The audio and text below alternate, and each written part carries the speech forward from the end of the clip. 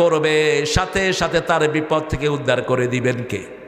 একটু টেস্ট করেন, টেস্টিফাই ইট, পরীক্ষা করেন। আজকে করেছি পরীক্ষা। আজকে প্লেনে উঠেছি ঢাকা থেকে, কুয়াশা, প্লেন নেমে যাচ্ছে, পড়ে যাচ্ছে। লা ইলাহা ইল্লা আনতা সুবহানাকা ইন্নী কুনতু মিনাজ, থেমে গেল। ইউনূস আলাইহিস সালাম মাছের পেটে ঢুকলেন। কার পেটে?